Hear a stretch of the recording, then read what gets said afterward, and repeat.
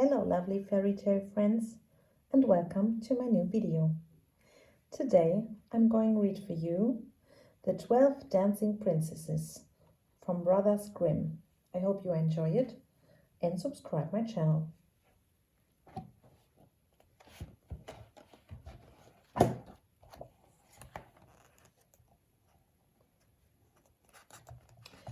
There was once a king who had 12 beautiful and highly spirited daughters.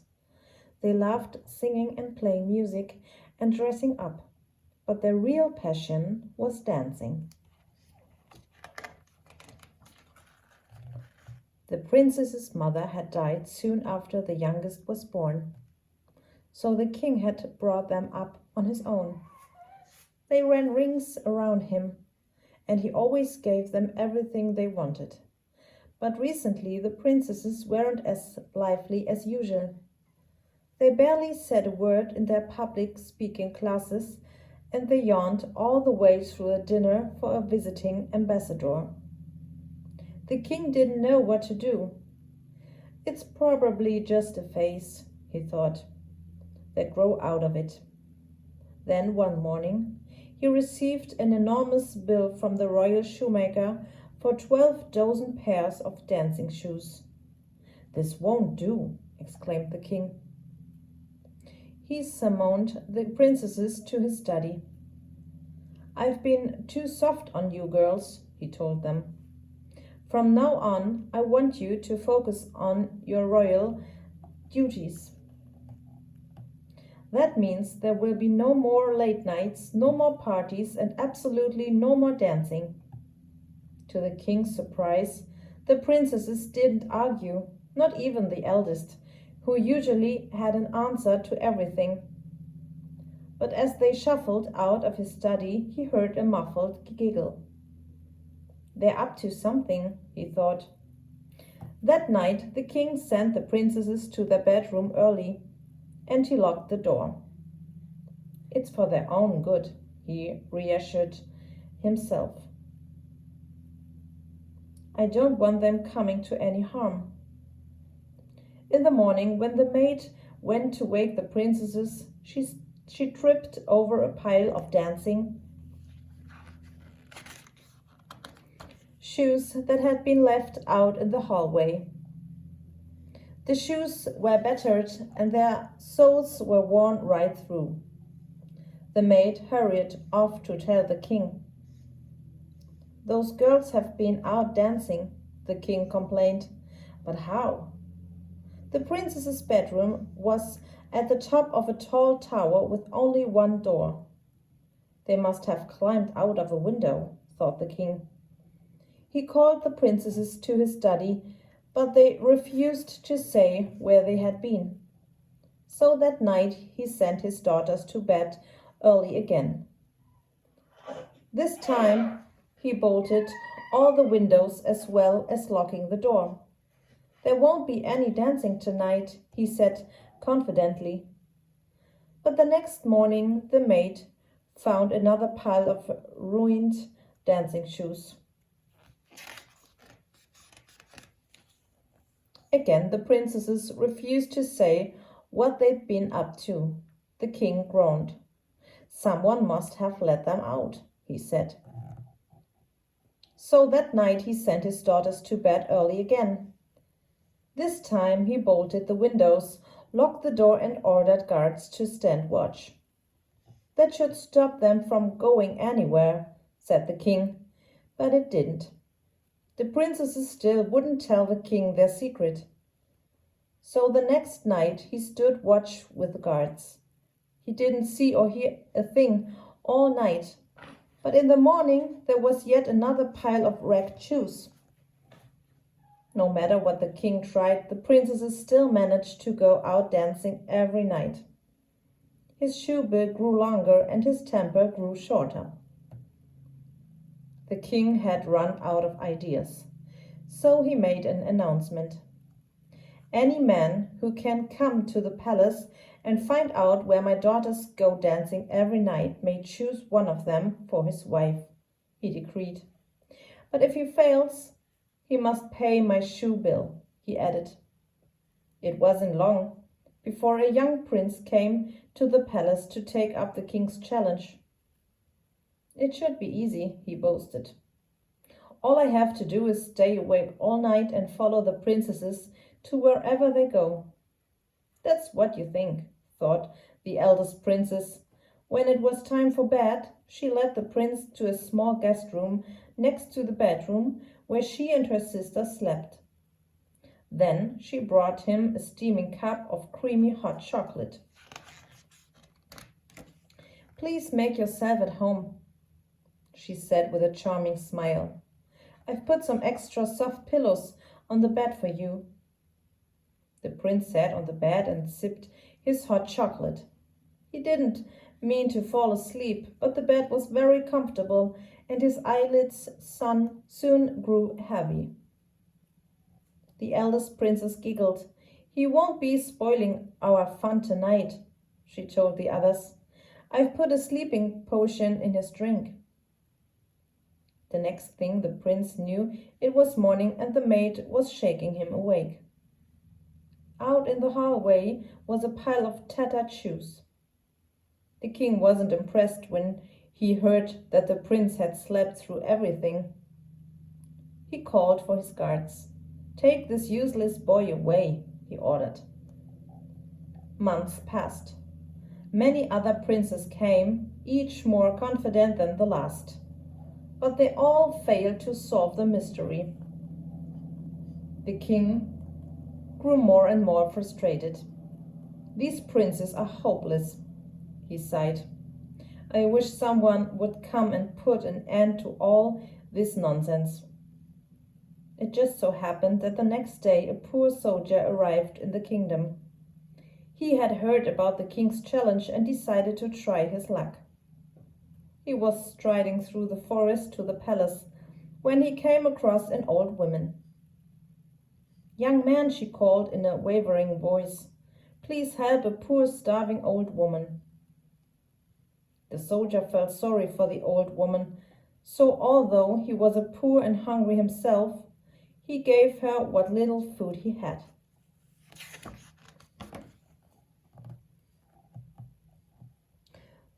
The old woman thanked him eagerly. In return for your kindness, I'd like to give you a small gift, she said. She dug into her bag and pulled out a cloak that was light as a cobweb. Try it on, she said, handing it to the soldier.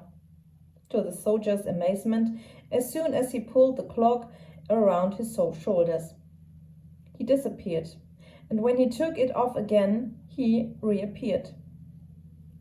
An invisibility cloak, he cried. With this, I'll surely be able to solve the mystery of the 12 dancing princesses. He turned to thank the old woman, but she had vanished. So he packed the cloak carefully into his bag and set off for the palace. When the soldier arrived at the palace, the king invited him to join them for dinner. There's something different about this young man, thought the king. I hope he succeeds. Over dinner, the soldier told the princesses about his adventures in the army, and they entertained him with stories of their own.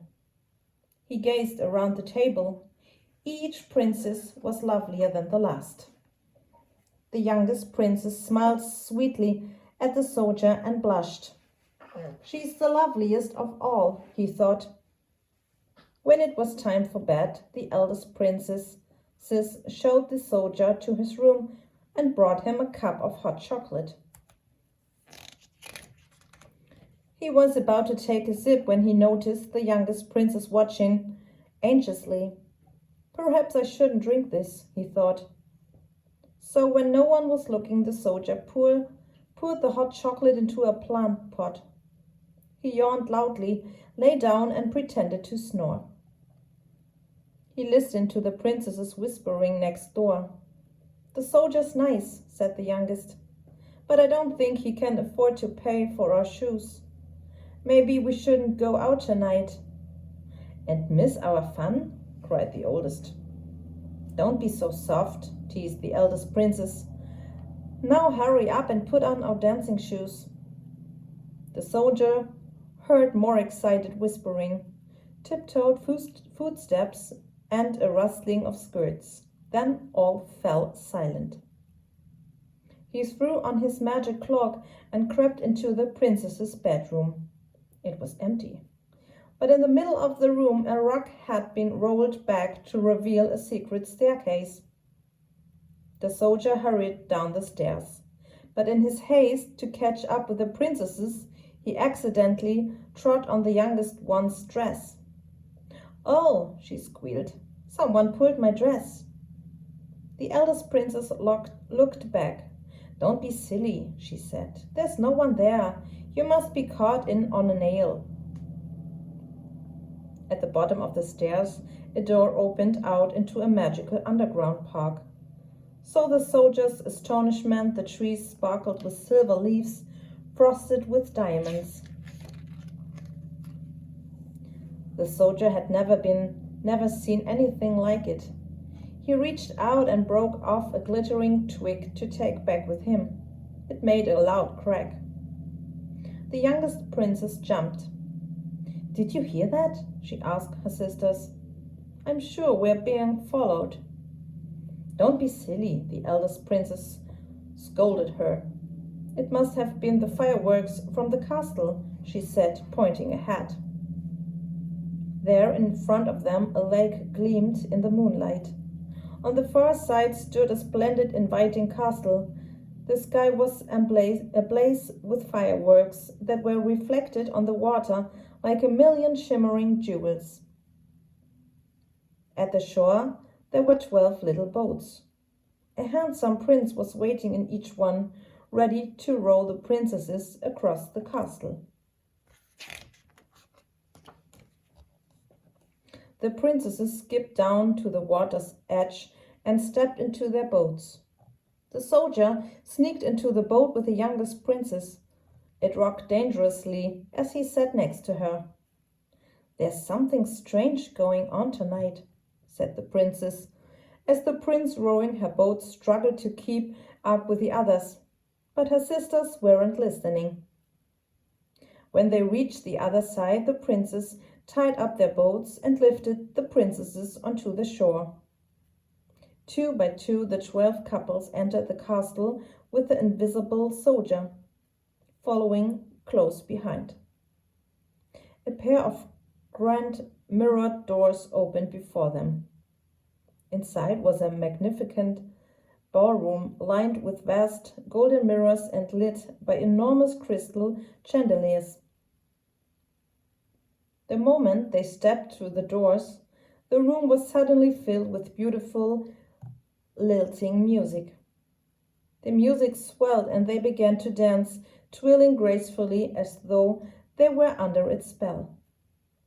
As they glided across the polished marble floor, each princess looked more stunning than the last. But the soldier only had eyes for the youngest. Her hair shone, her eyes sparkled, and her dainty feet scarcely touched the ground. "I wish I was dancing with her," he thought. The 12 princesses danced until their shoes were worn right through. Then, just as suddenly as it had begun, the music stopped. They reluctantly returned to their boats, and the princes rowed them back across the lake.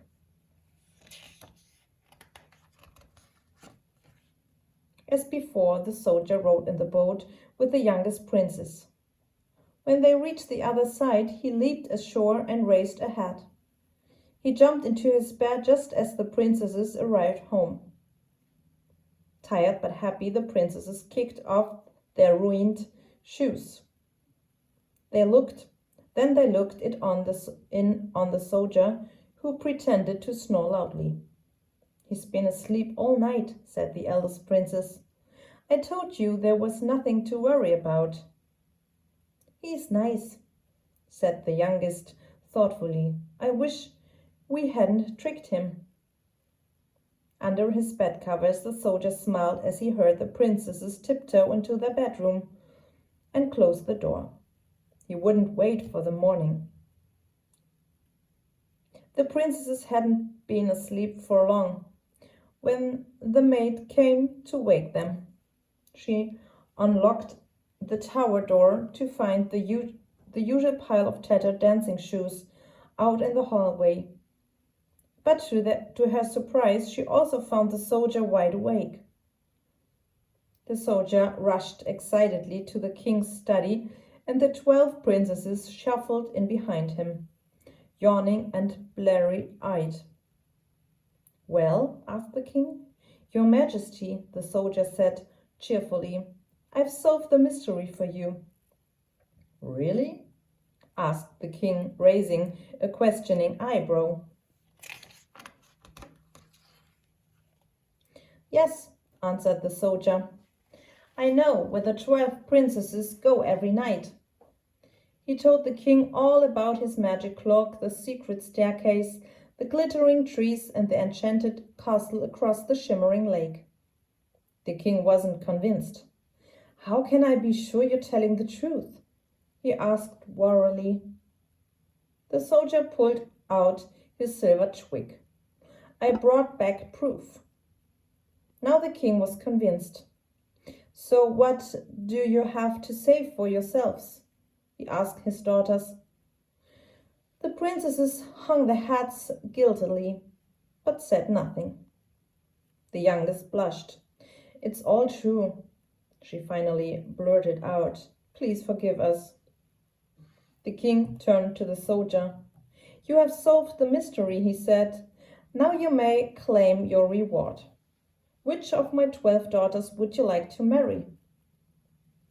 This time the soldier blushed. "The youngest and sweetest," he answered. "If she have me." "I will," was her happy reply. "Then we must throw a party for our own," the king announced. And so everyone in the kingdom was invited to the palace for a grand ball. The princesses and their guests danced all night, and the king danced most of all.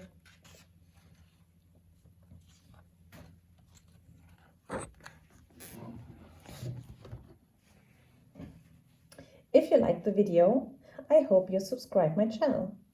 See you next time.